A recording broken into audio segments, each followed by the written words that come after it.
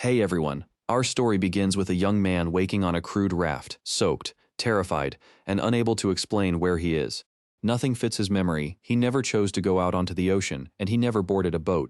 Black water glitters beneath an empty sky, there is no shore, no ship, and no sign that anyone can hear him. Panic breaks through. He shouts into the darkness for anybody to answer, but the void gives him nothing back. His raft is a small cluster of logs drifting in darkness. The scale makes him feel erased rather than merely lost. He checks for anything that could save him. He has neither a phone nor any way home. There's still no land in sight, no food, drinking water, or other boat turns his little raft into a slow emergency. He curls over and cries, asking what he did to deserve this. Desperation is replacing thought. Thirst becomes the next problem. Water surrounds him, but he knows seawater will only make his situation worse. Still, his body demands relief. He fights the urge to drink something he knows is harmful. The pressure wins. He lowers himself to the surface and drinks, even while the gulping makes his choice feel like a mistake. Then he notices someone ahead. Blue hair rises from black water, forcing him to confront the possibility that he is not alone. Only luminous blue eyes and wet hair break the surface. The sight feels beautiful enough to be unreal, which makes it worse. The stranger rises farther, revealing a pale face framed by water and hair. Our castaway stares, unsure whether she is a mermaid. His shock is immediate. He calls her a mermaid because naming the figure is easier than accepting impossible things. The water figure leans close enough for one bright eye to fill the view. Her intimacy feels distinctly threatening. The scene snaps into horror. A huge skull-like face, veined and red, dwarfs both the raft and its passenger. The castaway throws up a hand as the nightmare presses toward him. His attempt to shield himself is tiny against it. A violent splash interrupts every attempt to understand. Raft, water figure, and skull-like presence collapse into frantic impact. Now the monster's face is undeniable, a skeletal red-lit skull shape that makes the frightened young man call it a grim reaper. The apparition tears through a blood-smeared figure in the water. This sea is not simply haunted, it is violently dangerous.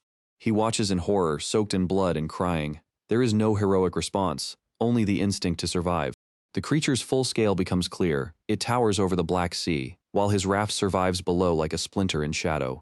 The attack becomes teeth, red streaks, and rushing force. With nowhere to run, he loses every scrap of control he thought he had.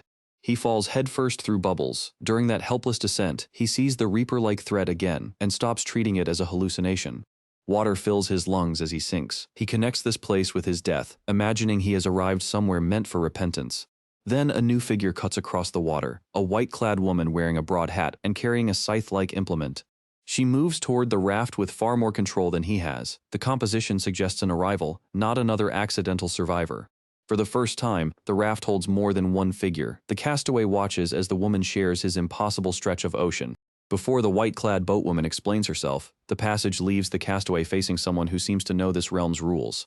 Before the boatwoman's purpose becomes clear, the same castaway clings to the raft as the ordeal that brought him to her continues.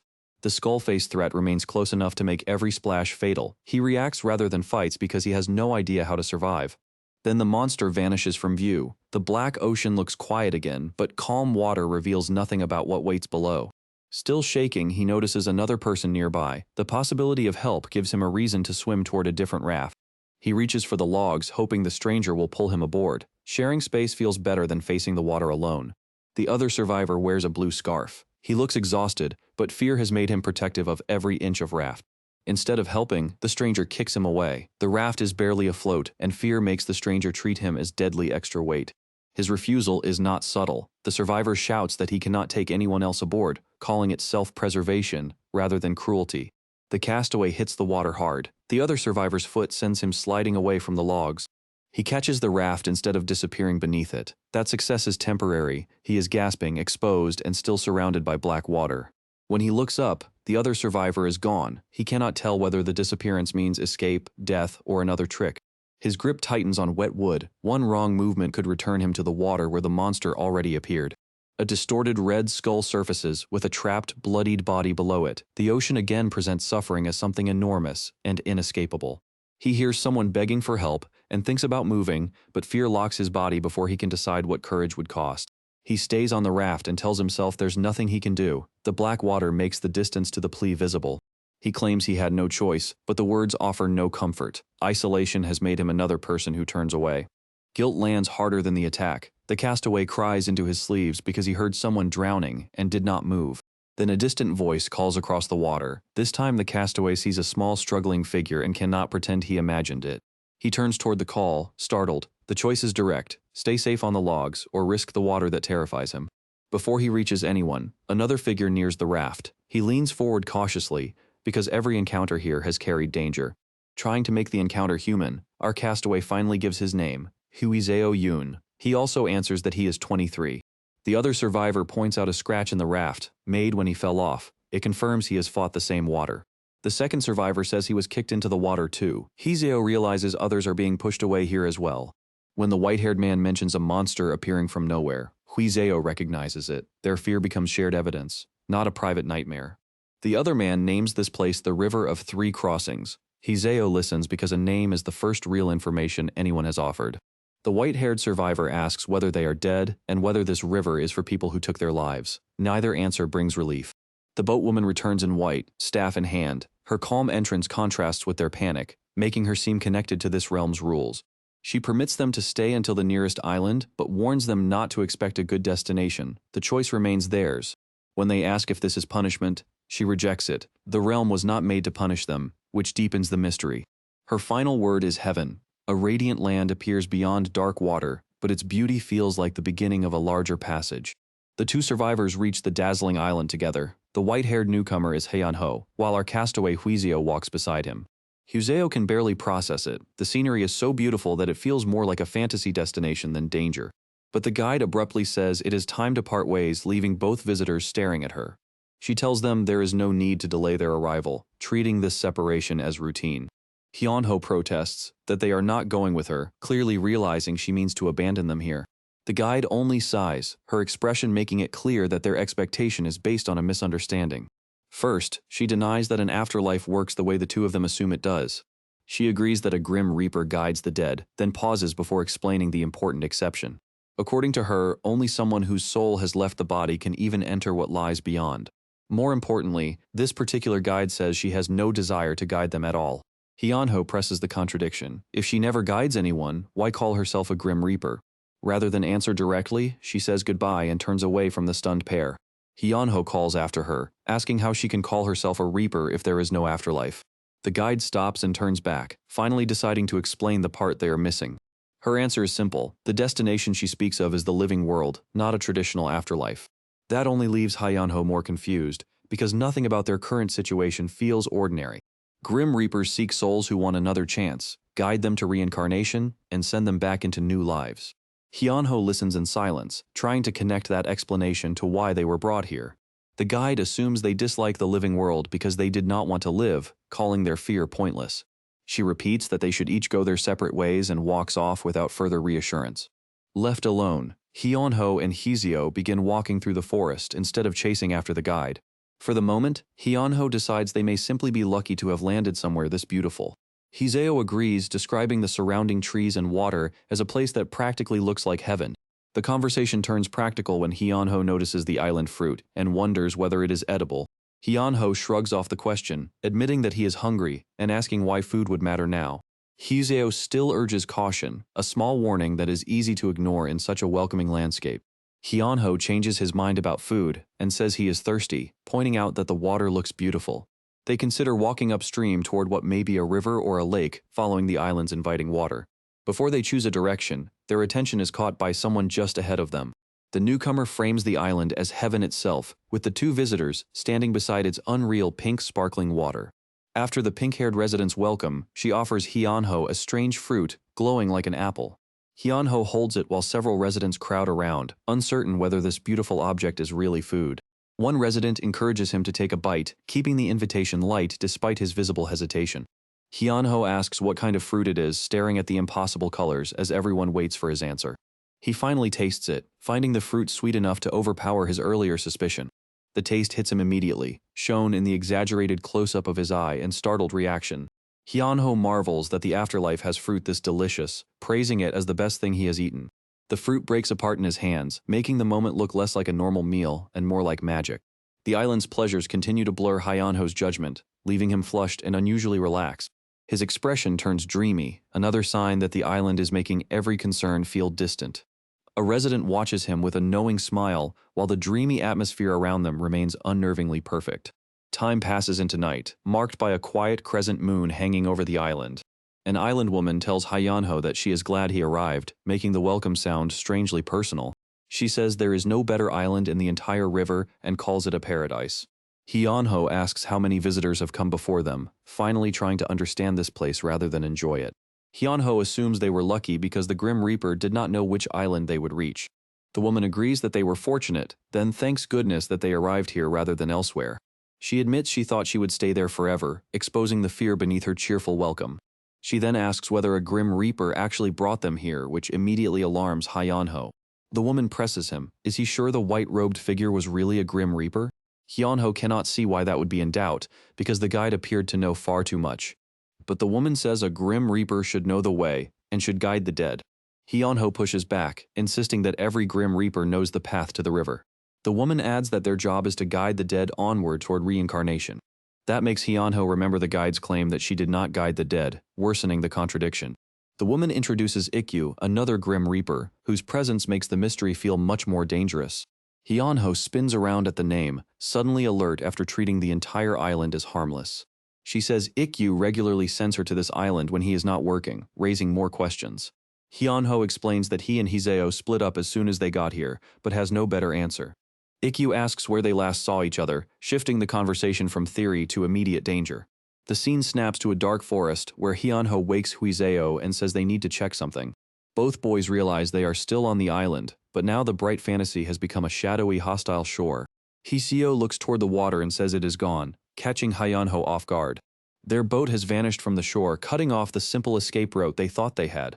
Hyanho searches the stacked logs and calls Hiseo's name, trying to make sense of the missing boat. The white-robed guide reappears and asks whether they came to this island through that route.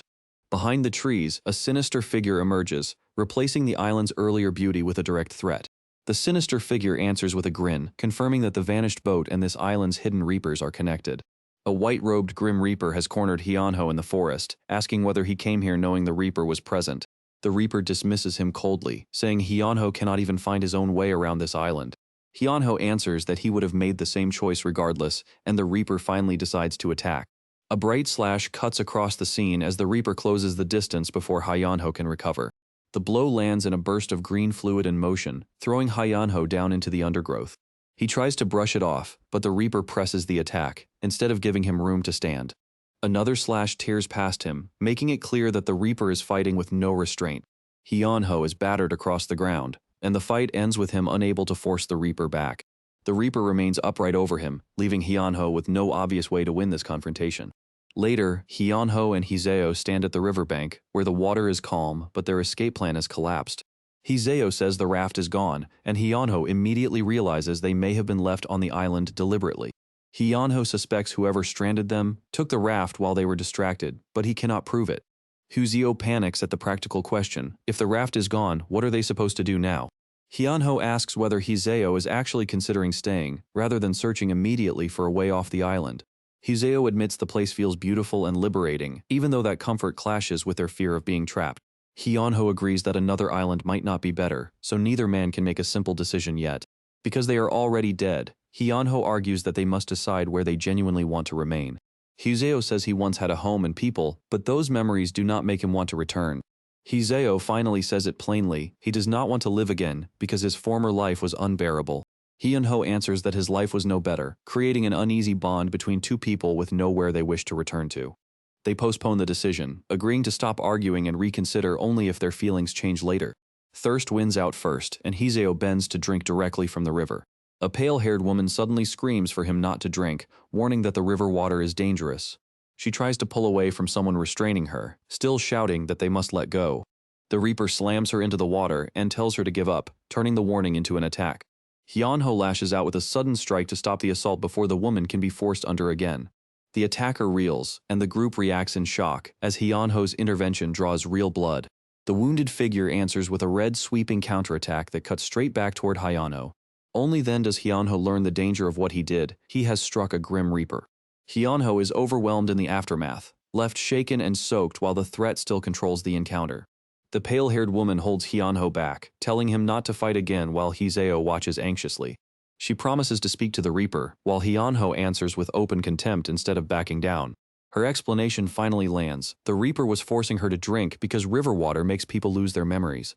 The pale-haired woman's warning continues without pause. A grim Reaper had been forcing her to drink the river water. She explains why. Anyone who drinks from the river begins to lose their memories. Huseo cannot believe it, but the woman confirms that more water means more memories disappear. Huseo freezes as he realizes how much he may already have drunk before anyone stopped him. A distressed figure admits he was nearly washed away, making the river's danger feel immediate rather than theoretical. Hyunho connects the explanation to their situation, while Huseo is still trying to understand who the woman even is. They ask whether the memory loss includes their time alive, not only the events since reaching this island. The woman says the effect starts with the most recent memories, then continues taking more if someone keeps drinking. Even she cannot give a perfect answer because each person only knows the memories they have personally lost. Still, she warns that the process can erase the life a person lived and eventually the person they are. At the end she says, someone may not remember a single thing at all. Those who sink too far become floating corpses in the river, a grim image of what total loss looks like. The woman calls these people the departed, then begins explaining the rules of this place, the last crossing. Everyone who enters this realm can choose among 3 paths, so being stranded here is not their only possible fate. First is reincarnation. A grim reaper guides someone into a new life. Second is sacrifice, where people stay on the island instead of moving on. The final path is death, lose every memory and sink to the bottom of the river. She adds that many people who remain here were not making a deliberate choice at all. Hyunho challenges the idea that anyone would reject a new life, especially if it meant keeping their memories and desires. When the woman confirms that choice is possible, Hyunho imagines being reborn with whatever advantages he wants. The explanation prompts a glimpse of the wealth some people seem to have in life, deepening Hyunho's frustration. The woman says people like that chose the second path of reincarnation, not the quiet sacrifice of this island. Huseo finds the explanation unsettling, but before they can settle the argument, something draws their attention nearby. They arrive at a pile of broken wood, and Hyunho recognizes the debris as a destroyed raft. Hyunho stares at the wreckage and says it was his raft, turning their missing escape into a confirmed loss. The woman watches Hyunho grip the snapped planks while Huseo recoils from the completely ruined raft. Hyunho blames the Grim Reaper, convinced the attack and the missing raft are part of the same cruelty.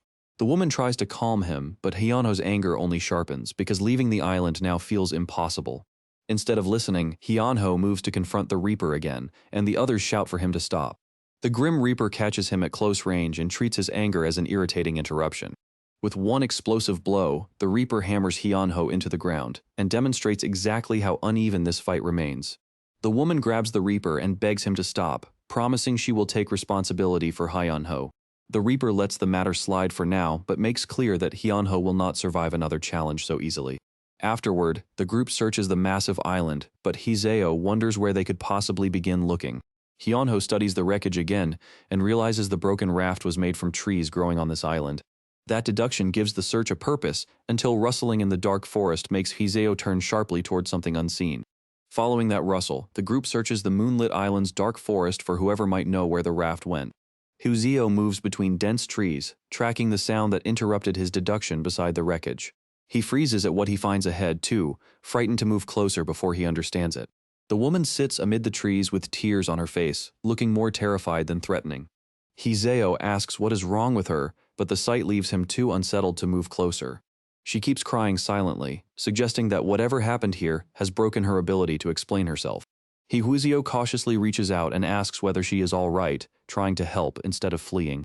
The contact only startles her further. She recoils with wide eyes and streaming tears. Huseo immediately apologizes, realizing that his attempt to help has made her panic worse. The woman begs him not to tell anyone, repeating the plea as though she expects punishment. Her desperate expression makes clear that crying itself is dangerous on this island. A pale-haired resident recognizes the problem and asks whether the others forgot the island's rule.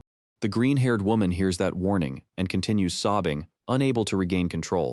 The residents gather around her, trying to calm her before the situation attracts something worse. The pale-haired woman watches with concern, weighing how much help she can safely offer. She tells the frightened woman not to worry, but the reassurance sounds more urgent than comforting. The resident explains that anyone wanting another island must first learn to care for other people. She decides to take Huseo away from the scene, moving him before the crying grows more dangerous. She tells him it is not safe for them to stay there, finally explaining why everyone is so tense. Huseo follows as the group hurries deeper into the forest, leaving the woman behind. The resident says they have turned a blind eye before, implying the island has a painful history of similar incidents. She stops to explain that the island has one rule, setting up the real reason for the earlier panic. Their route ends at a thick wall of roots and trees, hiding something artificial inside the wilderness. The forest grows more unnatural around them, with tangled roots closing off ordinary paths. Behind the roots, Huizeo finds a barred gate, proving that someone has built a hidden enclosure here. He recognizes the raft stored behind it, confirming that the missing escape route was deliberately hidden. Huizeo asks why anyone would stash their raft behind a locked gate instead of destroying it. Inside the enclosure sits a blue-haired woman, turning the search for the raft into a rescue mystery. The captive watches them anxiously, her hand raised to her face as she waits for their reaction. Hiseo asks who she is and why she is trapped in the same place as their raft. He notices a key and asks whether it is the one needed to open the locked door. The captive asks for the key, giving the group a possible way to unlock both the cell and the raft. Huizeo offers to help, but the captive asks him to bring it closer rather than handing it through the bars. The blue-haired captive promises to return with another person, leaving Huizeo unsure whether waiting will bring help or another trap. Elsewhere, while Huizeo waits by the hidden gate, the green-haired woman he left behind can no longer answer who she is. Her blank smile only makes the memory loss more disturbing. She cannot explain who she is. The other residents watch from behind her, showing that this loss of identity has become a communal problem. Huizeo sees the change plainly and realizes the person he met in the forest is fading away. Someone tries to give her a name, but she does not react as if it belongs to her. She only answers okay with a vacant smile, confirming that recognition is slipping away. The residents invite Huizeo to join them, promising that the island will make him feel better too. Huizeo stays still, his face showing that the invitation feels less welcoming after what he has seen. The glowing river draws him closer, its pink surface looking soothing rather than immediately dangerous. The water fills the screen like a beautiful liquid mirror, emphasizing the temptation the island offers. Huizeo begins thinking about his own failures, showing how quickly the island turns pain into a reason to forget.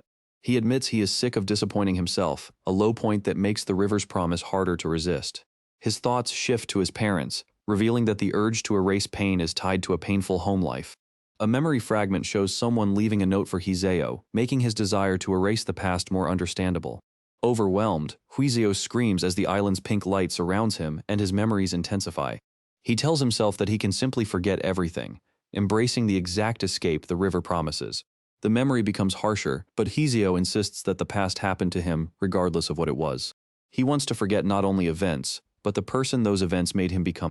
Curled in the glowing water, he imagines freedom from all suffering if he lets the memories disappear.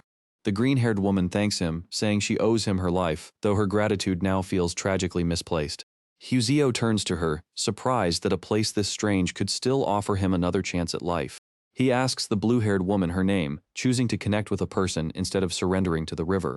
The blue-haired woman hesitates, unable to answer immediately, suggesting her own memories are fragile too. Huizeo introduces himself first, giving her a name to hold on to while she tries to remember hers. The captive warns him not to leave the island, insisting that the world beyond it is dangerous. Her frightened face makes the warning feel sincere, even if it conflicts with Huizeo's need to escape. The white-robed guide returns, reminding Huizeo that the island's supernatural rules still control every choice. The guide offers a compromise. She will take the raft while the others stay here or find another boat. She warns that monsters inhabit the river and says Huizeo would die if he tried to go alone. Huizeo finally explains that he wants to leave because he needs to see his mother again. The guide agrees to help once she understands that Huizeo's request is tied to someone he loves. She tells them to meet at a dark cave, turning the argument into a concrete escape plan. Huizeo collapses on the grass, abruptly dizzy after the confrontation and the river's influence. Hyunho helps him forward, but Huizeo is disoriented and asks where they are going. Hyunho leads the weakened group to the destination, announcing that they have arrived. At the cave, they find the gate and the raft again, proving the escape problem is still waiting. A red-lit woman appears in the cave entrance, turning the planned meeting into another immediate threat. The appended reviewed panels reveal another person consumed by painful memories and a desire to forget. Those memories include a frightened home scene, showing the violence and fear behind the island residents' despair. A child is shown being questioned about being hurt again, connecting the island's memory loss to childhood trauma. A mother embraces a child and urges him home, one brief image of safety within the painful memory. The child insists their experiences are not the same, refusing to let his pain be minimized. The memory links a child named Seonghyun to his mother, giving the trauma a personal identity. The memory ends on Seongyeon's guarded face, while the group's search beyond the cave remains suspended under the weight of that pain. Back in the present, the search turns urgent when Mimi bolts through the forest, calling for her daughter, Da-yen. She reaches a dark cave entrance and refuses to slow down, insisting that someone inside needs her. Mimi throws herself forward, and the others realize this is no ordinary search or simple misunderstanding. Hizeo runs after her while Hyunho follows, both trying to learn why she is suddenly acting so desperately. The group catches up, but Mimi keeps rushing ahead before anyone can calm her down. Hyunho notices that the cave is much larger than expected, making Mimi's reckless dash even more dangerous. Inside, they find red-wrapped bodies or shapes on the ground, and the question becomes who left them there. Mimi struggles against Huizeo's grip, fighting to reach the figure she believes is waiting for her. Hyunho warns that they cannot let her charge in blindly, even if her fear makes her impossible to reason with. Mimi sobs out the name Da-yeon and insists she has to find her before it is too late. Hyunho asks who Da-yeon is, but Mimi's answer only makes her cry harder instead of explaining. She says she has to bring Da-yeon back, while Hizeo promises he will look after the immediate danger. Hyunho tries to steady her, but her eyes show that she is already overwhelmed by something deeper than the cave.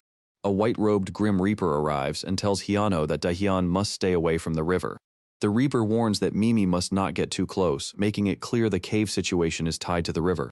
The warning proves true immediately when a red monster-like mass attacks, forcing the group to abandon conversation for survival. The Reaper says Hyunho is not accomplishing anything here, and asks whether he really believes a hostage will cooperate. The monster lashes out again, proving the Reaper's warning is not an abstract threat but an immediate physical danger. Hyunho is told the creature is one of the monsters living in the river, connecting it to their memory loss danger. Mimi cannot focus on the explanation, she only repeats that she has to find the person she came for. Huzio decides she cannot leave this place yet, promising Hyunho they will return soon, rather than abandon her. Away from the fight, Hyunho quietly asks who Da-yeon is, and why Mimi reacted with such unbearable certainty. Mimi finally answers Da-yeon is her daughter, though the admission immediately comes with painful complication. She clarifies that Da-yeon was not truly her daughter in the ordinary sense, but someone she chose to raise. Mimi says she became pregnant at 18, beginning the story that explains why Da-yeon mattered so much to her. In the replacement memory sequence, Mimi recalls raising a small child while trying to make a home alone. A child looks toward a closing elevator, underlining how quickly ordinary moments became memories Mimi cannot let go. Mimi's memories darken into abuse and abandonment, revealing how little protection she had before becoming a mother. She remembers being told to give up the child, yet she kept her anyway because she could not let her go. Despite everyone judging her, Mimi believed she was the only person who would love the girl until the end. Now she blames herself for failing to protect Da-yeon, which is why the possibility of finding her here breaks her completely. Mimi insists she could find her daughter at the Grave of Memories, turning grief into the group's next dangerous destination. Following Mimi's claim that her daughter may be there, the group reaches the place she calls the Grave of Memories. Mimi reminds Hyunho that drinking from the river makes people lose their memories. She says there are two ways to recover what the river steals, making the cave suddenly crucial. One method is touching an object carried over from the living world, not simply waiting for memories to return. The cave holds familiar belongings, clothing, books, and other objects preserved from ordinary lives. Hyunho realizes that these clothes count too, so personal possessions can anchor someone's identity. Mimi says a person can still remember their name, even after drowning in the river if such an object remains. This cave exists to gather those dangerous reminders of the living world in one place. Then the island's residents lock the belongings away, preventing people from recovering memories too easily. Hyunho understands the danger. Recovered memories could expose what the island residents have done. Mimi asks what happens if they remember after all that, revealing the residents' fear of accountability. Hyunho answers bluntly that the islanders would burn the evidence, which is why the cave is hidden. Mimi confirms that this is exactly why the location is called the Grave of Memories. The implication traps them. Without memories, there's no way to leave the island or know who they were. Mimi adds that her clothes and raft have already been burned to ashes, leaving her without an anchor. The white-robed guide frames this forced forgetting as being for their own good. Behind the guide, a monstrous figure is shown as she asks whether forgetting oneself would not be preferable. Another Grim Reaper says he will act if they refuse to drink, turning the choice into coercion. Hyunho suddenly runs, refusing to let the island's enforcers decide Mimi's fate. Someone warns that Mimi must be kept away from the river because she is close to breaking again. Hyunho insists that they need to find her before she reaches the water on her own. The guide explains that Mimi can summon Dreadseekers, adding a new danger to her emotional collapse. She clarifies that the Dreadseekers are monsters living in the river, not ordinary island residents. A vast dark shape rises from the water, giving the warning a terrifying physical form. The Dreadseeker's face fills the frame, confirming that the river is guarded by something predatory. The blue-haired captive asks Mimi how she arrived and whether she has been to any other islands. Mimi admits she does not know and cannot remember anything except her own name. She cannot stop shaking because some unnamed terror remains inside her even after the details are gone. Hyunho embraces Mimi and tells her she is safe, trying to stop the panic before it spreads. The captive recalls seeing a steel gate at the cave entrance and asks how anyone else could enter. A cry outside interrupts them, forcing Hyunho to wonder if something has happened beyond the hiding place. The blue-haired woman says she does not want to leave anyway, showing how fear can make the prison feel safer. She slips toward the barred entrance after hearing something even though the cave was meant to protect her. Mimi calls the blue-haired captive Daeyeon, finally identifying the daughter she crossed the island to find. Daeyeon says she cannot even open the gate, yet she is still overwhelmed by a fear she cannot explain. Mimi gasps and reaches out, responding to Daeyeon's distress before it becomes another forbidden crying episode. Daeyeon asks whether Mimi is crying because her tears have begun spreading fear through the group. Mimi notices that Daeyeon is still crying and asks why she came out here alone. Daeyeon cannot explain it, she only knows she is scared, sad, and unable to stop her tears. Mimi decides the only solution is to erase Daeyeon's memories before the emotion becomes dangerous. She orders Daeyeon to follow her to the river, hushing her as they move through the dark forest. Mimi repeats her plan, make Daeyeon forget why she is crying, then leave her alone. The river waits at the end of the path, its pale waves turning the proposed cure into an immediate threat. Hyunho objects that this makes no sense, refusing to accept memory loss as a cure for grief. Mimi urges Daeyeon to drink anyway, but the island's cruel solution is interrupted before memory erasure can begin. A rain-soaked Dreadseeker cuts off Mimi's attempt to force Daeyeon toward the river, turning their family crisis into immediate survival. Its lids lift, exposing two vivid green eyes inside the black, needle-like hair. The creature towers over the shore, its spikes forming a body far larger than the people below. A red-spined mass crashes beside the group, turning Hyunho's argument with Mimi into a fight for survival. A white-robed figure looks back in alarm as the sudden attack forces everyone to react at once. One companion demands to know what a Dreadseeker is and why it is suddenly here.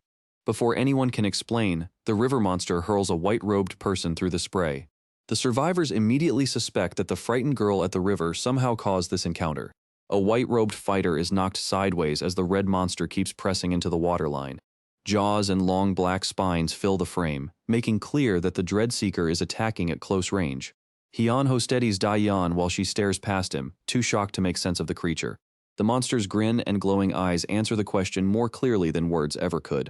Daeyeon can only stammer as the familiar horror keeps closing in around the riverbank. Her scream cuts through the chaos while figures and pale ribbons blur together around her. Mimi breaks down, calling Daeyeon's name as someone behind her calls for Mimi in return. Mimi lunges forward through flying hair and tears, and the crisis opens a memory the island tried to bury. The scene shifts to the earlier island incident, under bright palms in an unnaturally calm sky. Residents run together after hearing that a Dreadseeker has appeared on their island. A young woman screams the warning again, and fear spreads faster than any confirmed explanation. Others cannot believe it, because they thought Dreadseekers never came onto their island at all. One resident insists the monsters always leave and have never crossed onto land before. A dark-haired woman quietly corrects him. That is not true, because it happened once before. She says a Dreadseeker had already been on the island once, leaving the others visibly shaken. The green-haired man cannot remember such an event, even though the warning plainly terrifies him. The answer is brutal. Their memories were erased after that earlier Dreadseeker attack. That revelation makes the dark-haired woman tremble, as if the missing memory is beginning to hurt again. She asks who had brought a Dreadseeker here, turning confusion into a search for someone to blame. Another resident demands that the culprit be found and drowned in the river, showing how quickly fear becomes cruelty. As Daeyeon runs toward the commotion, someone chases after her and begs her to stop crying. Daeyeon refuses to slow down because she believes Mimi is in danger ahead of her. A man catches Daeyeon before she can reach Mimi, physically stopping the desperate charge. The people searching the clearing say they have found the one responsible and point toward Daeyeon. The accusation lands. The terrified crowd says Daeyeon called the Dreadseeker herself. Their solution is immediate and merciless. Erase Daeyeon's memories with river water before she can call it again. Hands seize at the struggling figures, but the attempted punishment cannot finish before the monster returns. Daeyeon calls Mimi's name again, tying the remembered accusation directly back to the present crisis. A huge, tooth-lined maw blasts through the scene, snapping the memory back into the present battle. A purple-haired woman screams as the attack lands close enough to overwhelm every attempt at calm. A young man's wide eyes show that no one has control of the Dreadseeker anymore. The ground fractures under the impact, making the escape route even more unstable. The white-robed guide checks whether the people in the cave are alive, confirming the danger has reached every shelter. Hyunho argues that the girl knows where the boat is, so they can finally leave this island. The guide sets a deadline instead of offering help, warning that she will leave without them. The white-robed guide charges into the route ahead, leaving Hyunho's group to follow through the danger. Hyunho and the others run through the forest because standing still would leave them trapped with the monster. A pursuer confronts Hyunho about the boat and the girl who knows where it is. Hyunho turns with a sharp gasp as something enormous bears down on the escape attempt. Teeth slam shut in a violent rush, proving the Dreadseeker has followed them beyond the riverbank. The green-eyed Dreadseeker lunges at the white-robed guide, its face suddenly level with a human body. It rises again, its green eyes fixed on the fleeing people as though land offers it no limitation. The scattered residents beg for the Dreadseeker to leave while its body moves among the trees. Someone insists they saw only a quick glimpse, but even that glimpse has made the crowd panic. A witness tries to describe its shape, realizing it may not be able to react as quickly as they feared. Then the observation lands. The Dreadseeker has legs, changing every assumption about how it can hunt them. A sudden slap silences one resident, showing that the island's fear still polices what people may say. The warning is explicit, knowing this is dangerous because they are not supposed to speak about it. A white-haired observer watches in silence, the argument revealing a secret larger than the immediate attack. Pale arms push through the black spines, confirming the monster's body is far stranger than its face suggested. Its green eyes stare out from the center of that impossible mass, completely unmoved by the humans below.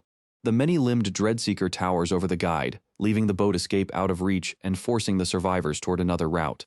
The Dreadseeker crisis carries into a close clash as the white-robed guide braces with one glowing violet eye. The figure launches forward, and the conflict around the boat turns into a frantic close-range fight. A sharp counterattack flashes across the frame, showing that neither side can afford to lose control here. The struggle keeps shifting around the boat, with the fighters forcing each other back through the forest clearing. One fighter spots an opening and says it is finally his chance to act, but the boat has vanished from where it should be, making escape feel even less certain. Our protagonist, Hyunho, races with the blue-haired woman and urgently asks whether she knows where the boat is.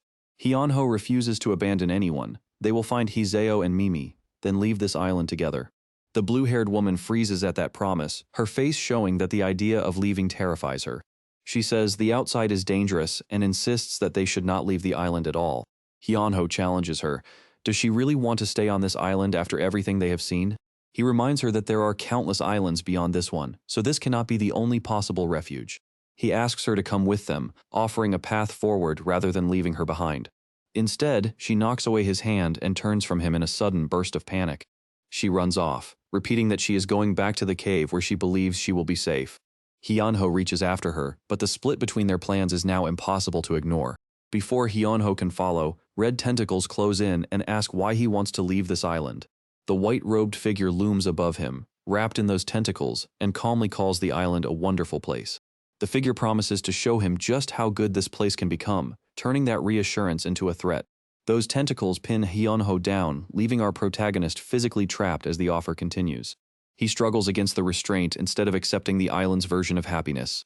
Even in pain, Hyunho's expression makes clear that he still refuses to give up on leaving. Elsewhere, the blue-haired Daeyeon is struck by a memory. A small child alone in a bedroom calls her name. The memory lingers on the child and her toys, giving the scene an unsettling sense of ordinary life interrupted. A close expression of fear follows, suggesting that this memory carries far more pain than she can explain. The child clings to a plush toy while crying, and the remembered room offers no protection at all. The memory turns violent as dark liquid is forced toward the crying child, despite desperate protests. The name Daeyeon echoes through the memory, linking her childhood trauma to the island's present crisis. Daeyeon snaps back to the forest and runs in terror, insisting she must return to the cave. Lost among the trees, she asks which way she needs to go, no longer sure where safety is. Her panic deepens as she searches alone, with the forest now looking nothing like the refuge she wanted. She reaches a pink riverbank where several people slump in the glowing water, turning the landscape instantly sinister. One figure lies at the river's edge, making it clear that this gathering is not simply a safe place to rest. The glowing water reflects a crowd in strange poses, reinforcing how unnatural this riverbank feels. She stares at the scene, confused and frightened, before a stranger finally speaks to her. She finds a stranger lying in the grass and cautiously asks who this person is. The stranger answers with a question of her own. Is this the blue-haired woman's first time on the island? More strangers close in around her and invite her over, making their friendly words feel dangerously rehearsed. They promise that staying with them will feel good, pushing comfort as though it were the only choice. A pink-haired stranger offers her a drink and promises that all of her pain will disappear. The offer becomes more sinister in close-up. Drink it and she will feel nothing but pleasure. She pulls back and demands to know who these people are, refusing the drink despite her fear. When hands reach toward her, she shouts for them to get away and tries to break free. The group keeps its calm facade, telling her not to be scared while closing off her escape. Then the pressure becomes explicit. If she resists, they warn that the dread seekers will come. A transformed pursuer tackles someone through the forest as the surrounding voices scream for her to hurry. Daeyeon is pinned by survivors while her mother begs everyone to stop fighting, turning coercion into open violence. That struggle worsens as islanders pour black liquid over Mimi and order the crying mother to drink. Then a green-eyed dreadseeker fills the frame, its predatory face appearing directly above the terrified group. One purple-haired survivor bolts through the forest, choosing flight before the creature can reach her. She is struck almost immediately. Blood and motion lines make it clear that escaping has not saved her. The survivor looks back in panic, realizing the attack has placed everyone else in immediate danger too. A bloody hand is torn away in the chaos, showing how fast the Dreadseeker turns panic into slaughter. The Dreadseeker charges through the trees, its oversized black mane and green eyes dwarfing the fleeing people. The forest is ripped apart as the monster rushes onward, leaving shattered branches and terrified screams behind. A young man in a white hoodie freezes when he sees the devastation in front of him. Daeyeon drops beside him, bloodied but conscious, and he anxiously asks whether she is all right. Daeyeon barely registers her own wounds. Her first thought is Mimi, who is still somewhere ahead. She forces herself upright, declaring that they have to save Mimi before this chase becomes a massacre. Daeyeon runs straight toward the monster. The young man follows, horrified that her plan leads directly into its path. Daeyeon explains the logic. The Dreadseeker is heading for Mimi, so following it is their only lead. The young man objects, but Daeyeon says Mimi was terrified of leaving the cave after being forced outside. That is the rule they missed. Dreadseekers are drawn to fear, and Mimi's fear has summoned this one. Elsewhere, a grotesque tentacled island figure questions why anyone would want to leave such a wonderful place. The figure takes revenge on a captive for an earlier punch, pinning him down with the living tentacles.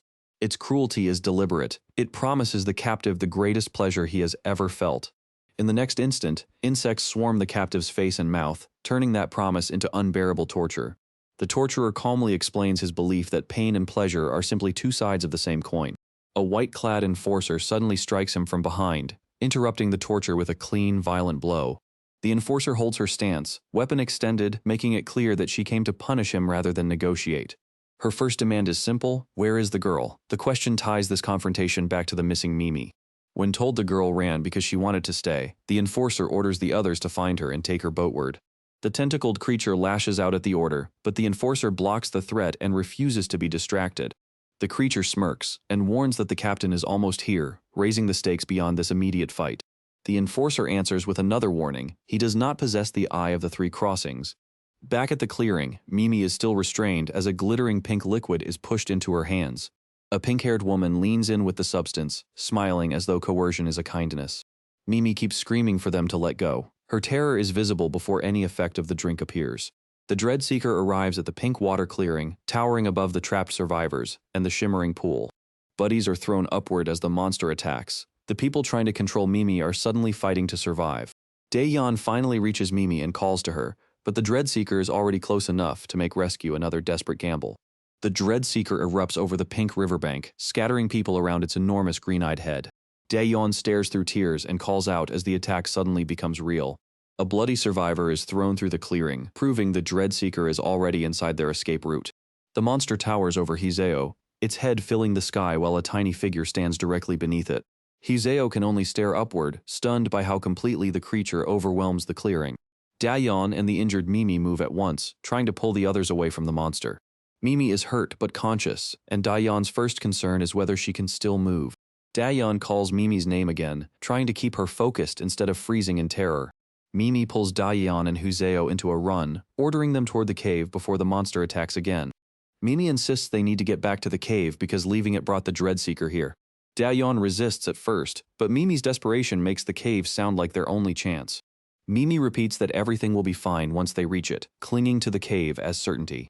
Hyunho reaches the vine-covered entrance ahead of them, finding the dark cave mouth in the forest. Our protagonist, Hyunho, explains that the Grim Reaper told him to take them to the boat. He reaches for the group at the doorway, trying to pull them toward the escape plan instead. Daeyeon moves first into the cave, leaving Hyunho to demand where everyone thinks they are going. Daeyeon demands that Hyunho let Mimi go, making clear she will not abandon her.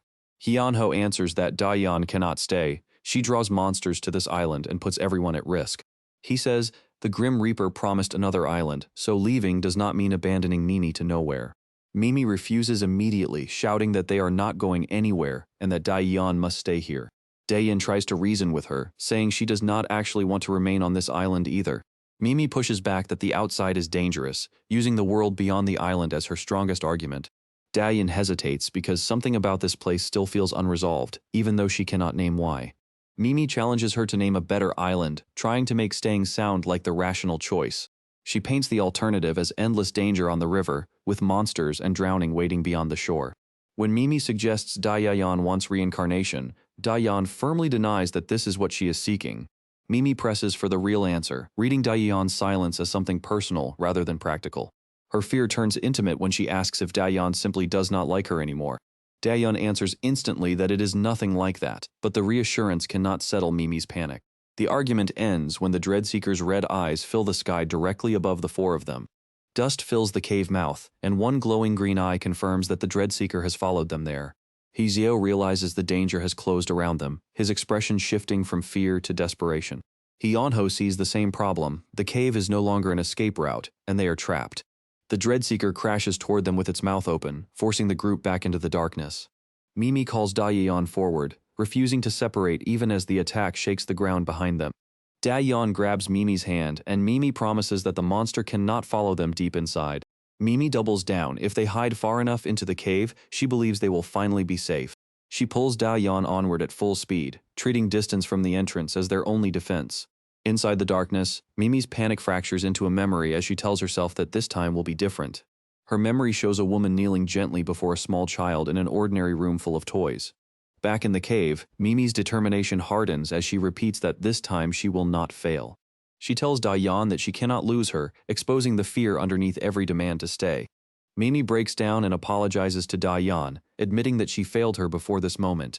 She says she failed to protect Daeyeon again, making clear why the thought of leaving terrifies her.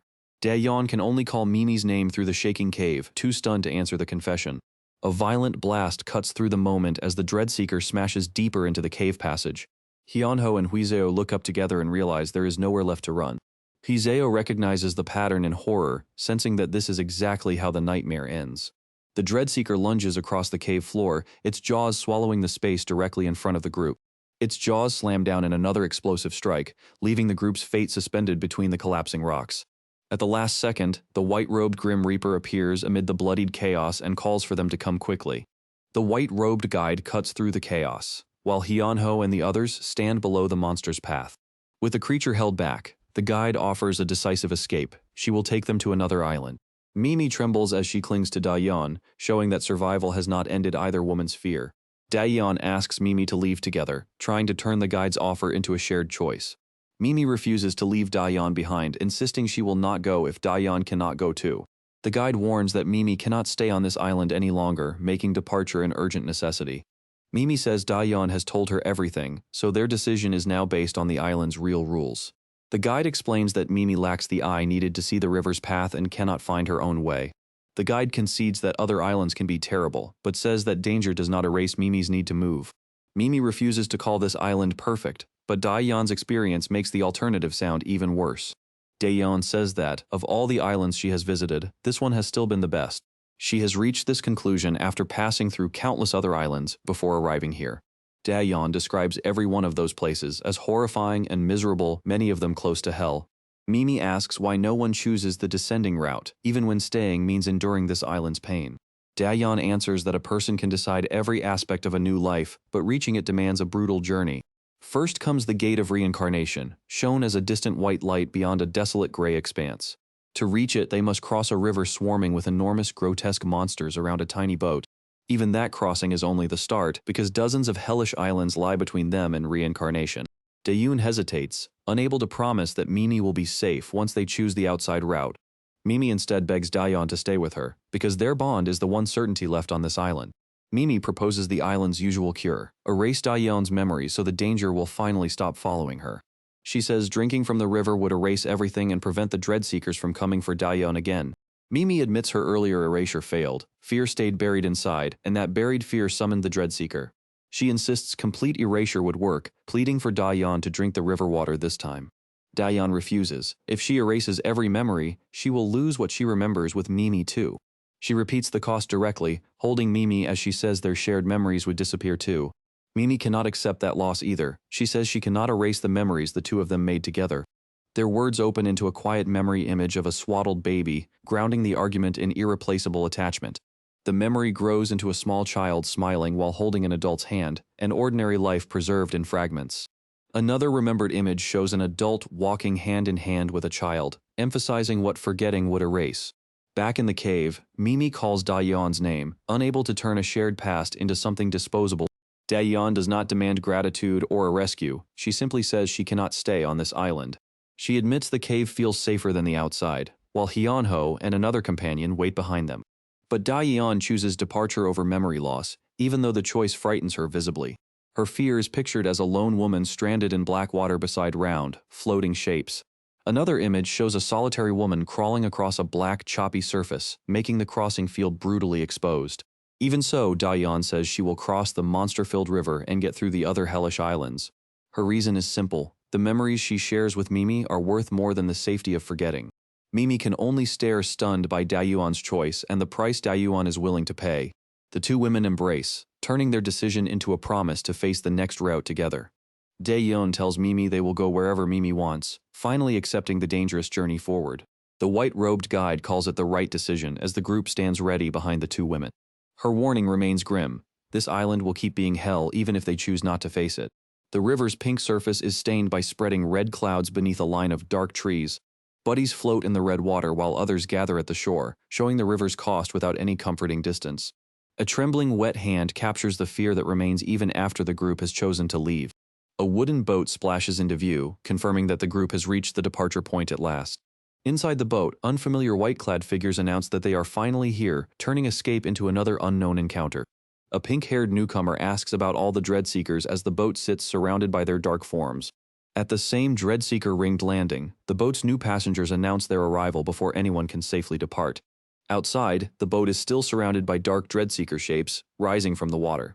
A green-eyed Dreadseeker rushes close. While a pale man asks why someone was told not to fear, the answer is blunt: telling someone not to fear can make fear consume all their thoughts. The Dreadseeker screams in full view, giving that fear a physical, green-eyed form. The guide says this relationship between fear and the monster is exactly what makes Dreadseekers dangerous. Dreadseekers are fueled by fear, and their pursuit can keep feeding that fear even further. The guide adds that they also fixate on the particular person who summoned them. The scarred shoreline proves the warning is no theory. After everything here, another attack feels inevitable.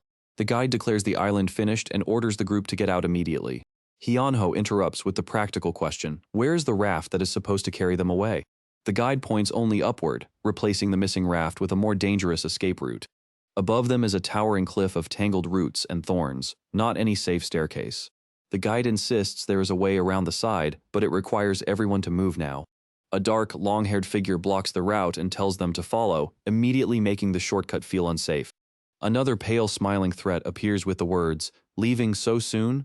The attackers surge, forcing the guide into a close fight before the climbers can even start. The guide is knocked into the wall of bodies and thorns as the fight becomes a scramble. An enemy calls this the group's last chance, making the climb more urgent than the fight itself. A blonde opponent reveals that a captain has just landed on the island, widening the threat around them. Even injured, the guide orders everyone to climb the cliff while she takes care of the attackers. Hyunho hesitates after seeing the guide fall, but the others are already trapped by the order. The guide refuses debate and screams for them to climb, putting survival ahead of explanation. A slash cuts across the fight, confirming the guide is buying the group only seconds. Hyunho stares back in alarm as he realizes the guide truly expects them to abandon her below. The route is a wall of bare, twisting thorns, and the group finally understands what climbing means. Hands reach into the thorns, starting the climb with no protection from their sharp branches. Huseo looks upward and asks how anyone is supposed to climb over something this hostile. Blood runs down the guide's hand as she grips the thorns, proving the escape costs her two. Mimi reaches down and urges another climber to take her hand before the wall separates them. Daeyeon sees the injury and panics, calling out that Mimi's hand is hurt. Mimi says the wound is fine, because they are already dead anyway, but her pain is visible. Hyunho pushes the group upward, volunteering to take the lead while the battle continues below. He carries a companion against the thorn wall, telling them to hold tight so they do not fall. A blood-covered hand catches on the branches, making every upward movement visibly painful.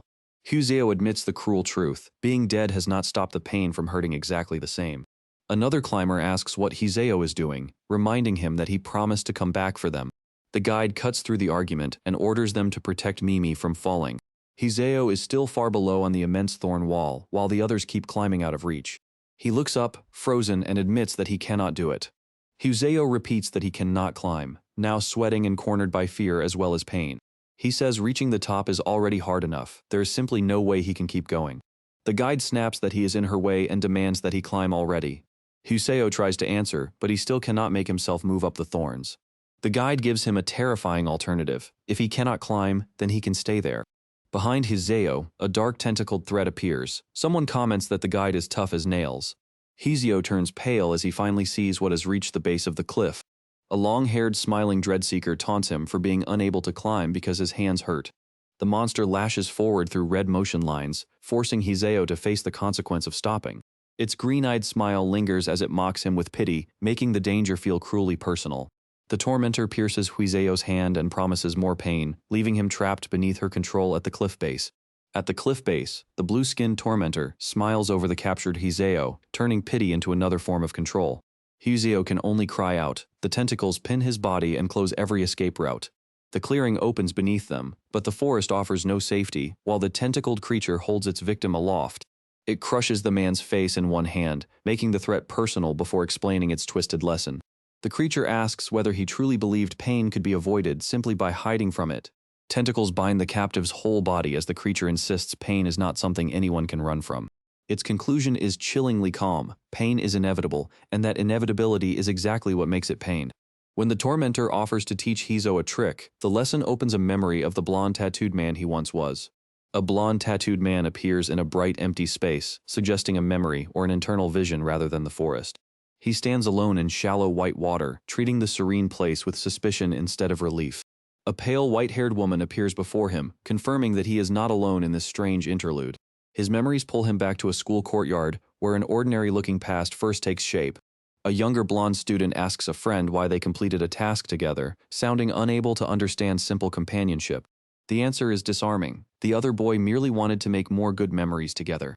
The memory darkens into a nighttime school building marked by a single red-lit window. In class, talk of human dignity only sharpens the contrast with the humiliation gathering around the blonde student. The student looks down at his desk, isolated and silent, while the room continues as if nothing is wrong. His expression hardens. The words about dignity no longer feel like principles that can protect him. Blood dots the textbook as he grips it, a small visual sign that the classroom's normality has broken down. The memory cuts to a red-black stain and a single bloody drop, leaving the cause deliberately unresolved. Later, the same man sits alone in a red-lit space when someone calls to him from the darkness. The speaker asks how someone could lose a job over only a small amount of money. The answer exposes a brutal scale. A rich employer would never bother caring about one ruined worker. He decides his own value is barely 1,000 won, collapsing self-worth into a cruel price tag. Pain becomes too much to bear. He admits he can find no reason to hold on to dignity anymore. If his life has no value, he reasons, he can lower it however far he wants. People begin looking at him with disgust. Instead of pushing him back, their contempt gives him a perverse relief. He stops understanding himself, asking why he could no longer recognize happiness even when it was near. Alcohol gives him short gaps where he can forget the pain and locate something that resembles happiness. But even alcohol stops working. He is left desperate, with no distraction strong enough to dull the pain. That collapse blurs the line between pain and pleasure in his mind, changing how he interprets every intense sensation. He remembers feeling overwhelmed again, the same emotional pressure returning after every attempted escape. At last he says he will put the feeling to the test, looming over another person in a darkened scene. His face turns red with excitement. The memory ends by showing how thoroughly his empathy has been distorted.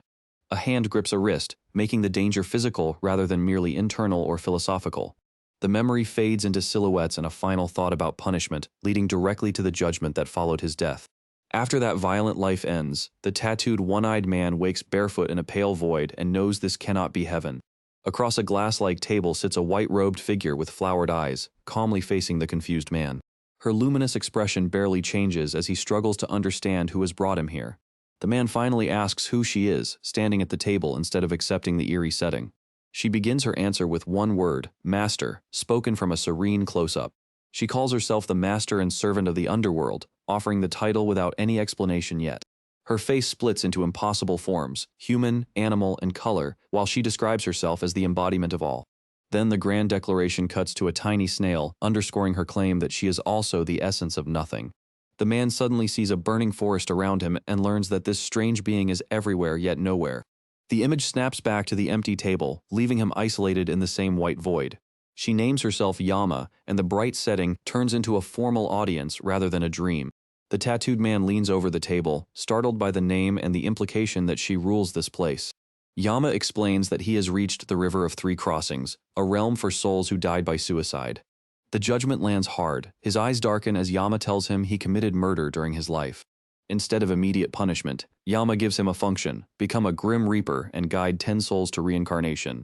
Only after those 10 souls are guided, she says, will he be allowed through the gate of reincarnation. He twists toward her in disbelief, unable to recognize himself in the title Grim Reaper. Yama reaches forward and promises the Eye of the Three Crossings before a flash fills his vision.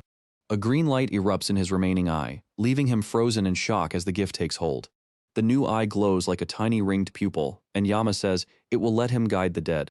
The power expands into a glowing network around him, revealing river paths and the locations of other reapers. Yama raises a violet-lit hand, turning from his granted eye to the eye he already possessed. A second eye forms inside a swirling purple sphere as she offers him any power he wishes to place there. Yama illustrates the stakes with a grim boatman guiding a soul across a black, dangerous river.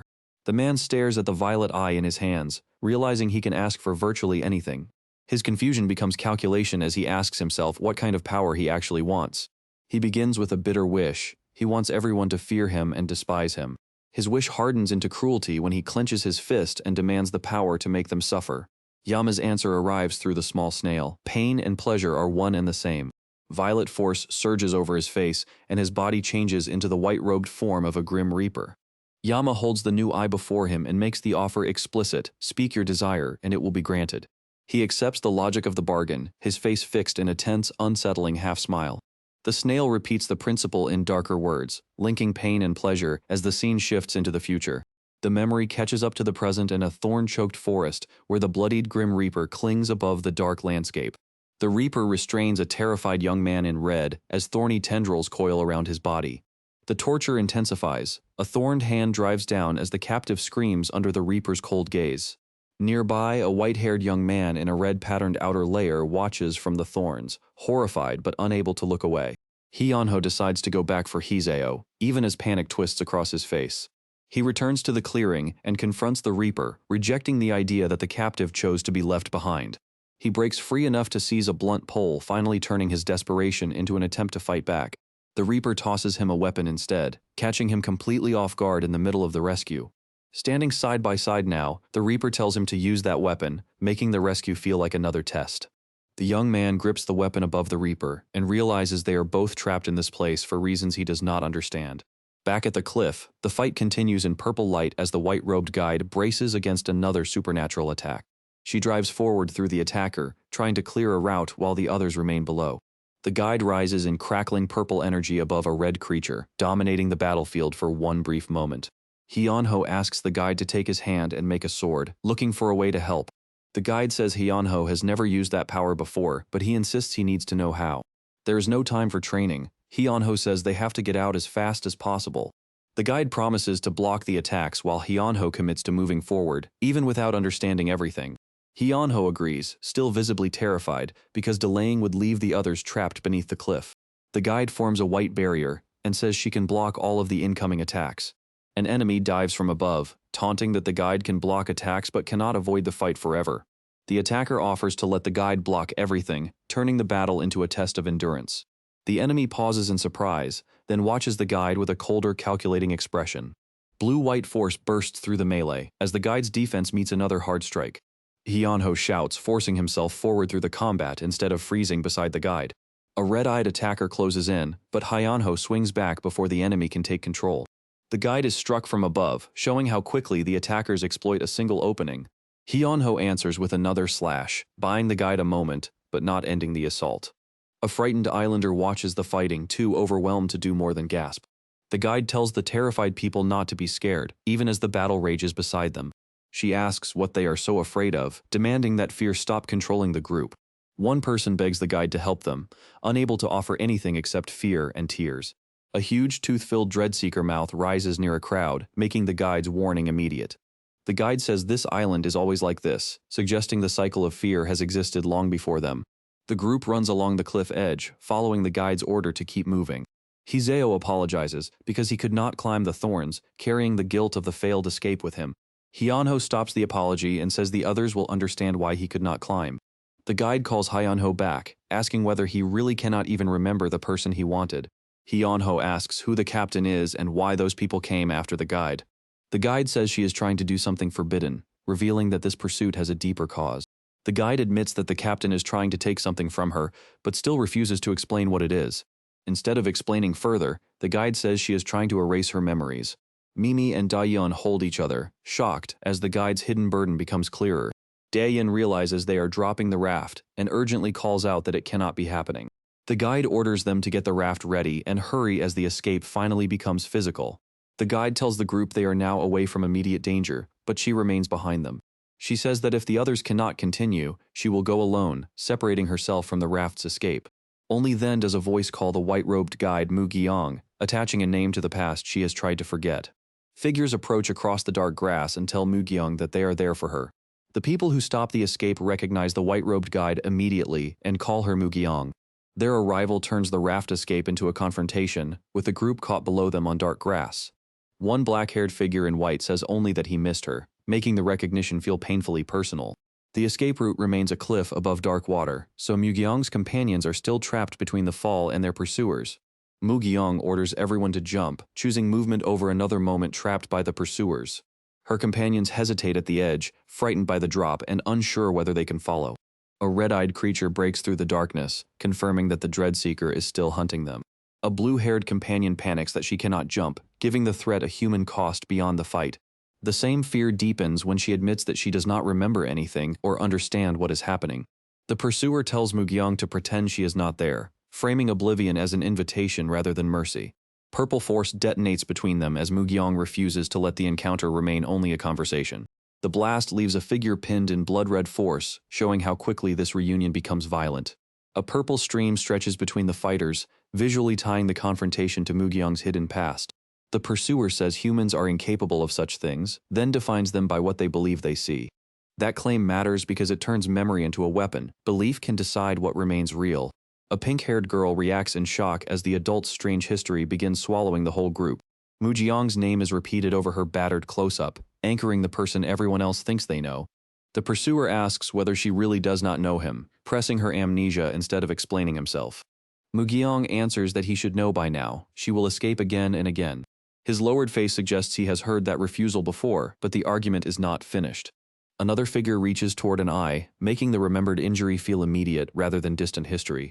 He undercuts the cruelty with a joking tone, an unsettling contrast to the damage being described. Mu-gyeong strains against his grip, yet he insists that without it she would not be able to see him. He changes tactics and asks if Mu-gyeong is thirsty, steering the exchange toward the river water. He specifically asks whether she wants to drink the river water, giving the offer ominous meaning. He lifts a vessel and calmly says that, if she wants it, he can give it to her. The offered water spills across Mu-gyeong's face, turning the proposal into a physical assault. The pursuer tells her they can go back to the old days, offering nostalgia as a trap. Mu-gyeong fights back with a desperate cry, but the pursuer remains close enough to control her. He finally states the threat. He will erase all her memories and make her sink beneath the river. The pink-haired girl recoils at the declaration, proving the threat reaches everyone listening nearby. Mu-gyeong's wide eyes and broken smile show how badly the memory threat has destabilized her. Even while crumpled and bruised, she answers to the name Mu-gyeong, refusing to disappear completely. The pursuer cradles her and asks whether she loves him, blurring tenderness with domination. Mujiang's tears fall in silence before she gives an answer, emphasizing that consent is uncertain here. She says she loves him repeatedly, a confession that explains the relationship without making it safe. He answers that he loves her too, calling her Mugyong and tightening the emotional bind. They remain locked together in the purple-lit grass, briefly resembling a reunion instead of a capture. Then his calm expression changes as he says it is now her turn, restoring the immediate danger. The watching group assembles in purple light as the memory conflict spills back into the broader Dreadseeker crisis. Someone urgently calls Dayan to jump, showing that the physical escape remains unfinished too. Dayan identifies the Dreadseeker and realizes they cannot let it erase the memories Mimi fought to preserve. A bright slash cuts across the scene while the pink-haired girl calls out, turning panic into action. The object at the center of the answer is a kettle called the Eternal Stream. Its water is said to produce water from the underworld river when thrown, giving it supernatural importance. The explanation becomes clear. The water can erase memories, exactly matching the pursuer's earlier threat. But the kettle offers a counterweight as the girl explains that the same water can restore them. Water crashes over a screaming, dark figure while an accusation asks what has worried them since they came. The action fractures into a dark doorway vision, with a curled silhouette beneath a huge red-brown door. Accusing blue eyes close this passage. Someone expected help, but Mugyung's coercive reunion and the Dreadseeker threat remain unresolved. Alright everyone, that's it for today. See you next time.